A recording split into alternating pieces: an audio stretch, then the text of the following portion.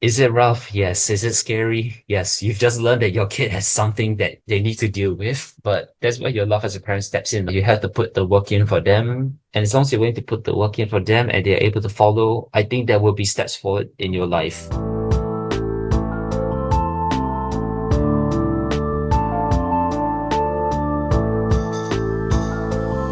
This one is a little different. Today, we're speaking with Dee.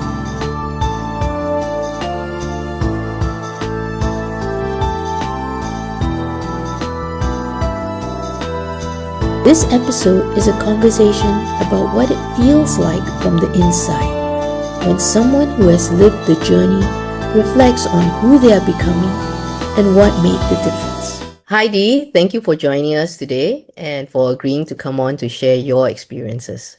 Yeah, no problem. When you think back on your younger years, what do you remember? Honestly, I just remember being bullied quite a bit. Like socially, I wasn't really accepted to the same degree as maybe I am now.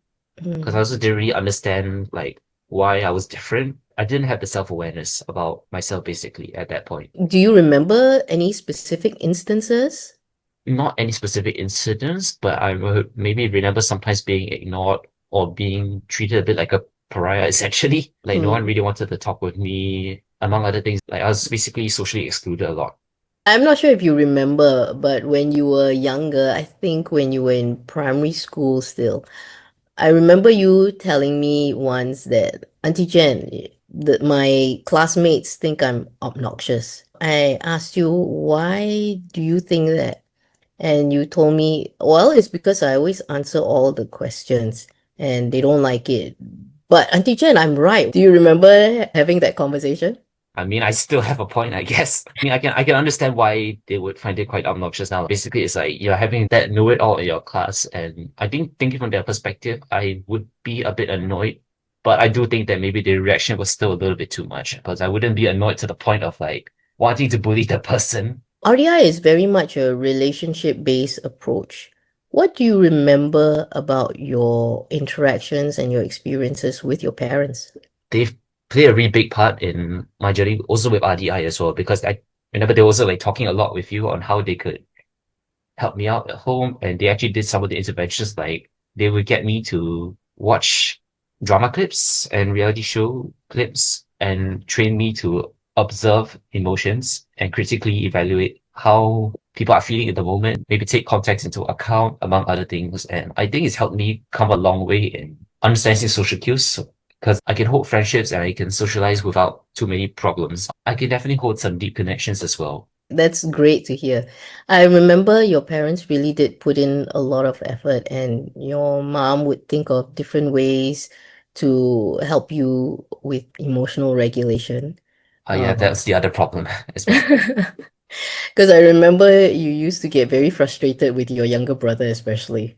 Frustrations with my brother, no. I mean, if you have a younger sibling, I'm pretty sure you would definitely feel frustrated with them all the time anyways, so it's not a new thing. But practicing emotional regulation, I definitely remember that quite a bit. Like practicing all the breathing drills, that sort of thing. I think it did help to some degree. When you were going through PSLE and you were under a lot of stress, your father would bring you to jog at the track. He kept the habit all the way through secondary school as well. I think it was good. It was just nice to have a bit of routine, especially when things are changing as well. Like maybe I made the transition from primary to secondary, from Sec 2 to Sec 3 upper secondary, changes in classes and all that sort of thing. Having something constant is a good anchor for me to help deal with adapting to new places. Back then, some of these things may not have made much sense to you because I remember during the PSLE year, you used to tell your father, I'm so busy, I have to study. Why are you dragging me out to go and run? Looking back, especially now that you've experienced the benefit, you probably are able to see how much it's supported you and helped you. I think with age comes time and perspective, and I think with age also comes a better understanding of myself. I think because I didn't really understand myself that well at that point, I didn't really see the point. Now that I understand myself better, I can sort of see the point behind why things were done the way they were. What are some aspects in terms of how your parents guided you that you feel has benefited you the most or supported you the most in terms of your development? I think the big things were the emotional regulation and the reading people as well. Because for emotional regulation, it's just going to be a very important skill to have. I think not just for myself, but I think for anyone in general, because stress is going to be a part of our lives, right? No matter what we do, we're always going to end up in a stressful situation one way or another. And it's how we respond that helps a lot. I think emotional regulation is a big part of that first step, or at least having a process of the techniques to know how to calm myself down. So the only thing left is also just thinking how to shift my thinking, which is actually something I sort of came to on my own, which I use in tandem with that to help manage stressful situations in my current day-to-day life. And the reading people, I think it's just important to be able to tell when are people comfortable or not comfortable around you. Is what you're doing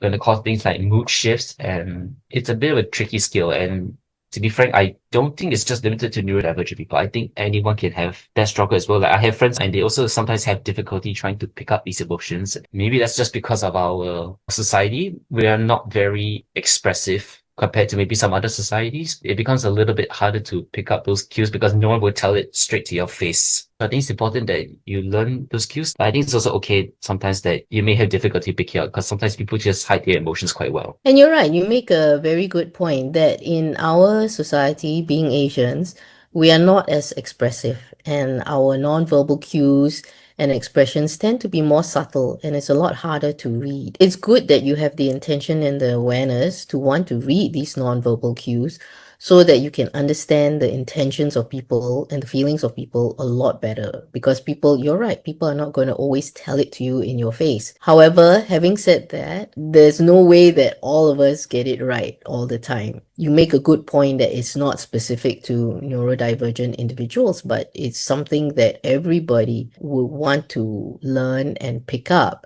so that we can consider the perspective of the other person and understand the other person a lot better. Being imperfect, we are prone to misunderstanding. The next step is then figuring out where the misunderstanding lies and how to repair misunderstandings. Are there ways that you see yourself differently now compared to before? Right now, I would say I'm a lot more composed. Like I can respond to adversity a bit better, which is actually quite important in my current program. For example, in my practical exams, something goes wrong, like one of my equipment breaks and I need to quickly fix it. The old me would probably have like completely lost composure and not been able to complete the exam. Because I have now that composure, I can quickly, immediately self-correct or fix the equipment and continue the task as needed without disrupting the exam or without disrupting anything. And I think that'll be a very important life skill for anyone in general to have that composure to respond to certain adversity. You don't get to pick your battles. Sometimes your battles pick you. So you have to be able to respond. And if you can't respond, then just do your best to learn from it. That's a very good point to make. In life, we're all going to face stresses and we're going to face challenges. Being able to regulate our emotions, manage our emotions, allows us to be able to reflect, to think, and to engage in these challenges. But even in these moments, there are going to be times, like what you mentioned, that things overwhelm us when there are just too many challenges that we're facing at the same time, and it becomes a bit too much. What you said about learning from experience, that's a very important point because that shows a growth mindset. It's not enough to say, oh, I made a mistake, oh, well, nothing much to do, or get frustrated or angry because you've made a mistake. But to recognize that when something didn't go well, when you got overwhelmed by something, how can I learn from that experience? That is a positive growth mindset. Part of like understanding what to learn comes from maybe looking at the mistake itself. Are there any external factors behind why you made the mistake? Like, for example, maybe you've been under a lot of stress for so long that you end up making a mistake that you normally don't make. Then you recognize, I think my mistake came partly because of this factor.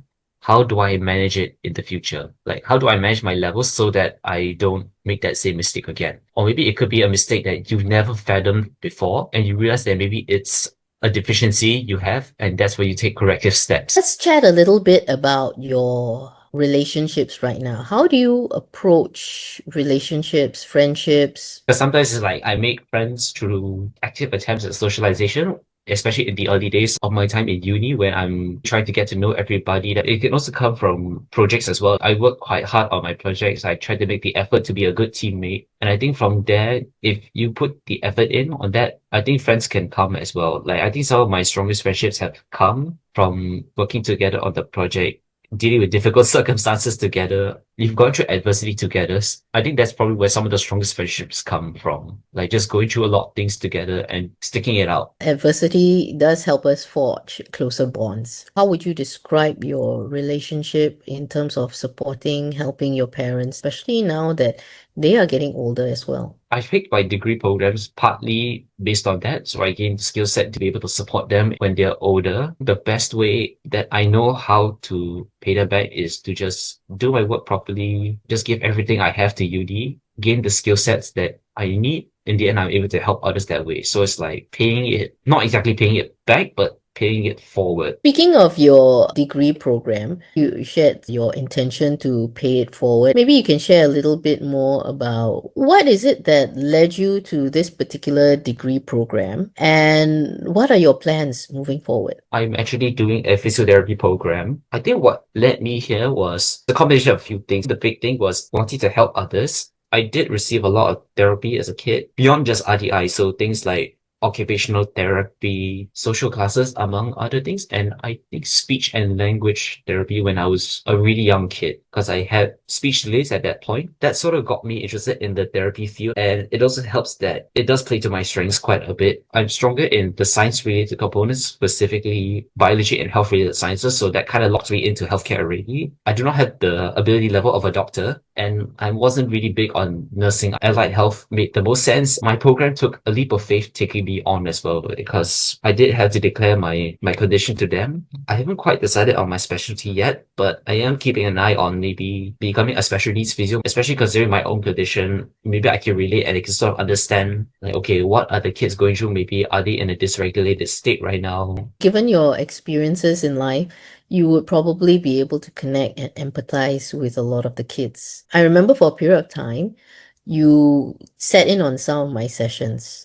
Given that when you did RDI, you were pretty young, what was the difference in sitting in on my sessions as an older person and as a volunteer? Was there anything that you learned or gained from those experiences? I definitely learned a bit more about all the camp volunteering is having to manage other people and try to build some inclusivity. Especially, I think that one time when I was put as the camp overall IC, where it was a bit of management, which was not particularly easy. I think management requires a certain skill set that understand that it's not really something I would do on a bigger scale. So maybe things like university societies are no go, but maybe on a smaller scale, I can handle these like management skills required. Sitting in with the older people sessions, for me, it's not so much learning as it's more gaining a new perspective on how people are approaching things differently, how to deal with certain situations. And I guess that's where I sort of come in, sharing my own experiences as well, to share what worked for me. But at the same time, I'm aware what worked for me may not work for them. What would you say to someone who's younger and is just starting out on their journey? It's not an easy journey. They're gonna have to put the effort in. Their parents are gonna have to put the effort in. Now that you've started this journey, you have a modicum of understanding what you're dealing with, what are your deficits, what are things that you need to work on. Once you have that understanding, make that your goal to work on it. And it's not going to be easy. I think for anyone who's gone through this program, they can tell you that it's not easy. They're going to have to put the work in. So the important thing is just being able to stay motivated throughout. Remember your reason for why you're in this program. Maybe if you're a bit on the younger side, it'll be a bit hard to understand now. But I think in the future, once you're older, you'll understand a bit more easier. I know that sounds a bit cliche, but it is true. If your parents are in this with you, just do what your parents are asking you to do. There's probably a good reason behind it. For the older ones who are starting, because you have that awareness and that self-awareness, like what you're dealing with, I think you should set targets based on longer term goals, what to improve. Have I dealt with this situation better compared to the past? Have I reached this milestone in my head? And it's okay to not reach that milestone immediately. It really does take time. I think I took about 4 years in RDI just to get to where I am. And even now, even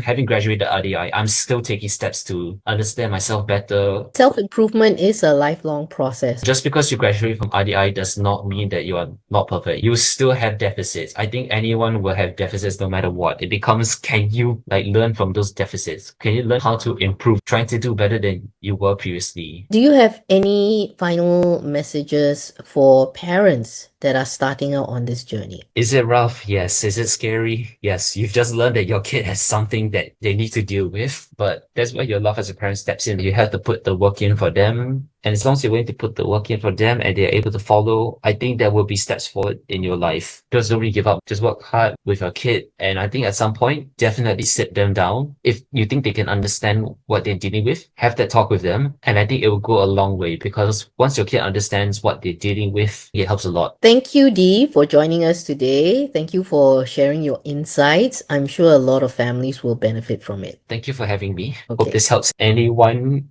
like parents or even the kids themselves, or maybe young adults who have the diagnosis, to take a step forward. Thank you for joining me on this episode of Shared Steps, the RDI Journey. If you found today's conversation meaningful, I'd love for you to follow or subscribe so you won't miss the next episode.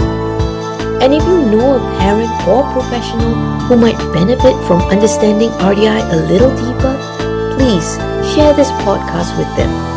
Every small step helps us spread awareness across Southeast Asia and beyond. Thanks for listening, and I look forward to having you with me